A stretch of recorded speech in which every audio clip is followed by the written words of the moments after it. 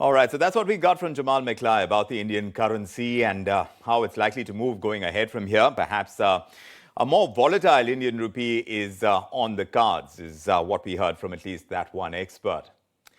Now, let's talk about the gig economy. A Niti Aayog report has put the spotlight back on the gig economy in India. According to this report, the gig workforce is expected to expand to 2.35 crore workers, and this could happen by the year 2029-2030. In comparison, if you look at it just about a decade older, if you go back in time, the number has been 77 lakhs. So you're looking at almost a threefold rise, which has happened in a span of 10 years, in one decade. This report has also given certain recommendations to facilitate this growing economy, and that includes providing social security schemes. Already, corporate houses like Ola, like Zomato, like Urban Company, several others, they're working with these temp workers, these temporary employees, and they've come out with benefits for them as well. So that social security question is getting answered, at least by some of the companies within the gig economy. But it still begs the question, why is the gig economy on the rise? Is this coming at the cost of traditional employment? Is gig economy being favored over traditional employment? And if that's the case, why are we seeing that phenomenon unfold? Let's find out from Rituparna Chakraborty. She's the co-founder and executive vice president at TeamLease. Great to have you with us, Rituparna. Tell us, in your understanding, why is there a spurt? Because yes, in terms of temporary job profiles, there is an increase, and you're looking at it across the board. Yes, there are platforms essentially which seem to hire them, but in terms of contractual work, that certainly seems to be on the rise. And like Niti Aayog is saying, it's projected to grow even further. Why do you think that's the case? Thank you.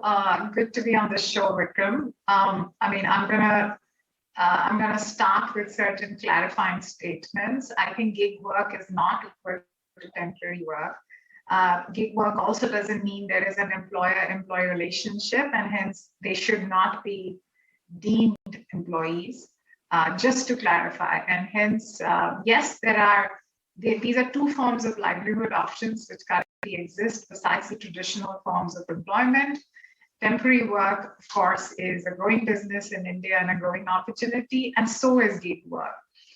I think one of the signs of a healthy, progressive, and growing economy is the amount of innovation that it comes up with, especially in terms of livelihood opportunities. And gig work is a classic example. As a matter of fact, gig work worldwide has been a mascot of good economics, and hence we've seen how a healthy economy like US, United States have optimized essentially the usage of gig economy quite effectively. And hence, actually, I feel extremely encouraged and motivated to see that it's also happening in India.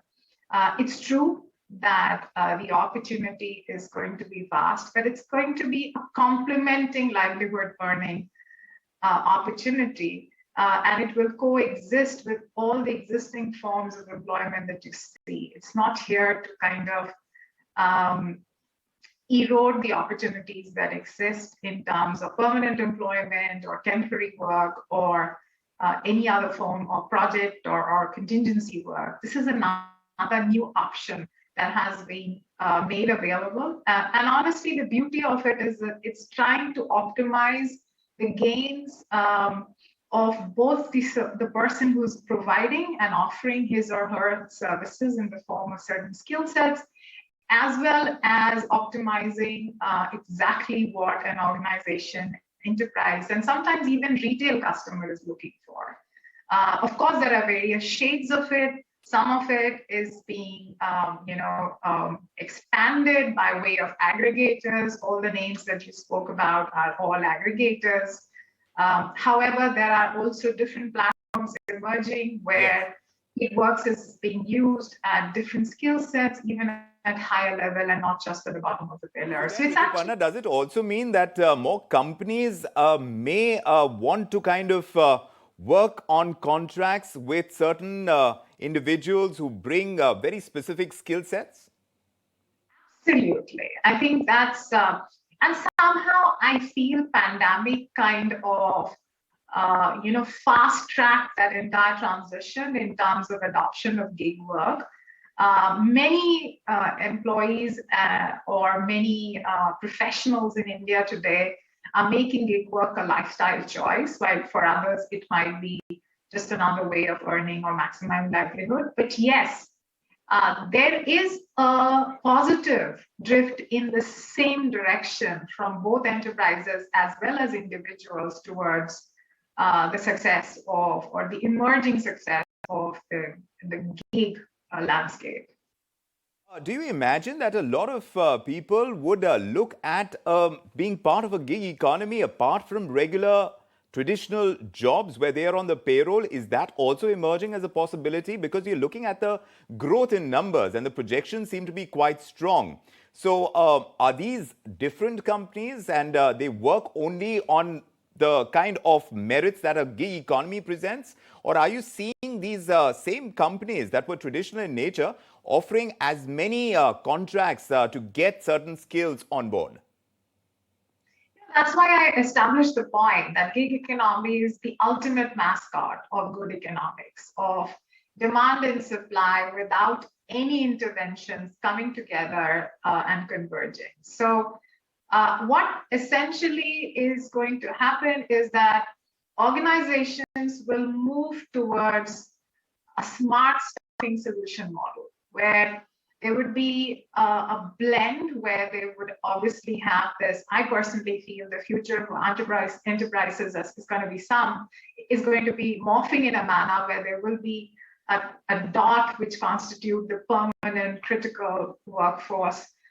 Side by side, they would have optionalities of temporary work. They would have freelancers and gig workers. They would have apprentices.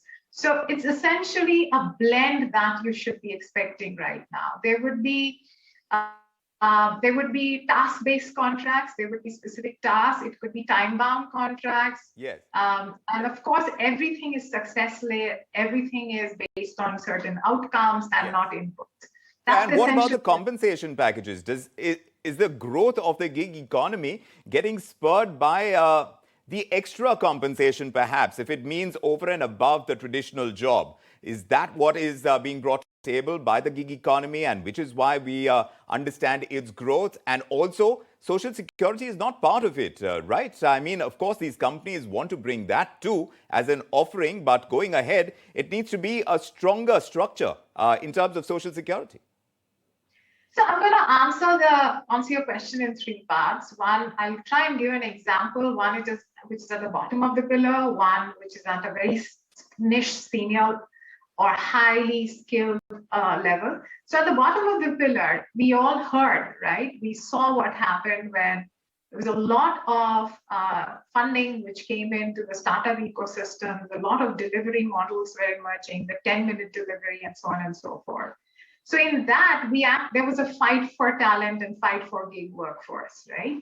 So again, the demand and supply economics pretty much determine how much these resources could make per delivery. So the greater the demand in certain cities, some of these organizations were willing to pay a very high amount per delivery just because of the demand that got created. So which essentially ends up benefiting these individuals.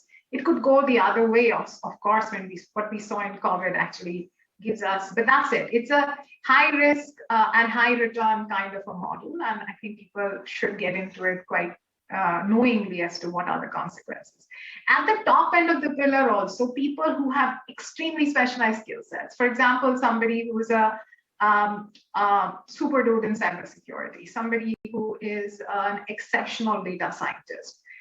The skill set is so scarce that that individual actually can maximize his or her gains by saying that, look, I am not going to work full time with any organization. I'm going to charge an hourly rate, and whoever is the highest bidder essentially gets a share of 9 hours or 10 hours, or maybe 5 hours I'm willing to work. So I think both these models is what you should anticipate. It's already happening. Now the question on social security. Often discussed. I think that's why I started the conversation saying Gig economy is a livelihood options where there is no employer-employee relationship, which means the labor laws do not apply. Having said that, yes, there some challenges have been exposed. I don't think the moment you try to make gig economy equal to regular, traditional, formal employment, this economy will vanish.